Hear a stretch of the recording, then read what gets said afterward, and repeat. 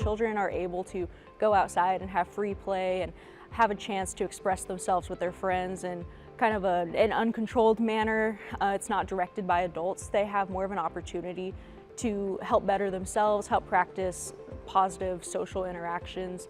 They get to better express their feelings and learn what works and what doesn't work in a social setting. LiiNK stands for Let's Inspire Innovation in Kids. The LiiNK project began in 2012 when I was handed a magazine, and it said on the front cover, from F to A+, how Finland had gone from an F to an A+ in their academics over a 20-year period. You think back when school was only 6 hours in length, recess was an hour a day. You had physical education daily, art, music, all the different things that go with it. And I realized, oh my gosh, what happened to recess over here? It's disappeared. Why are we having the problems we're having? It's because we don't have kids who get the necessity that they need, the essential of play in their lives.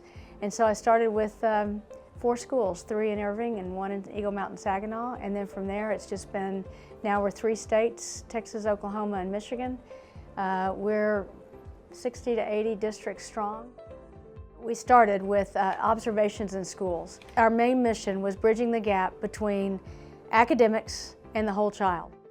A research area that we're working on it's called bioelectrical impedance scales, and that's body fat percentages. So we have a lot of students that are working on BIA data, working on different age groups along the path, and even longitudinally looking from elementary schools to middle schools and high schools to see what's happened to these kids once they leave with 4 unstructured play breaks a day.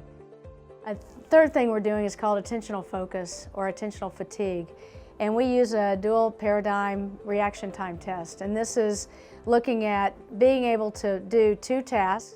It's basically you're thinking about what's going on the keyboard, and then you're rattling off numbers as they're called off in your brain. One of the other things that we're working on is hair cortisol for stress in kids. 1 centimeter represents 1 month of stress. You do 3 centimeters and you're capturing 3 months of stress. What we found is that they were less stressed, and 10-year-olds were less stressed than 9-year-olds. The last thing is positive action, which is a curriculum we use for character development. We're looking to see if kids are more empathetic, if they can trust and respect and be more honest and so forth. Being part of a program that understands the wellness of a child and not just the physical fitness of a child is very important to me.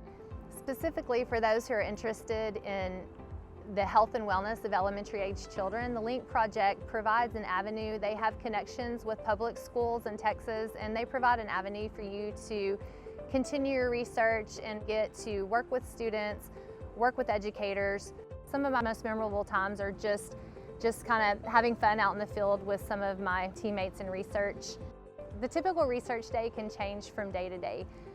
There might be an entire day that I spend researching different journals and articles. The next day I might be in a public school testing hair cortisol, body fat analysis, or an attentional fatigue test. It might be a muscle strength test or a core stability test. So one of the advantages of research with the LiiNK project is that if you like variety and you also are interested in the public education system and how recess and physical education can really be researched for the benefit of the child, then this is a great place to be. I'm interested in the crisis that children are going through right now.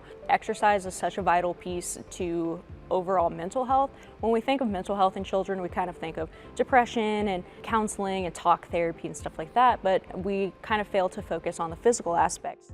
The LiiNK project has been well suited for our kids that are coming through the program to get a degree in kinesiology with an exercise psych background and work with children, teachers, with different elements related to exercise. Now with the LiiNK Center, it will give them some other opportunities.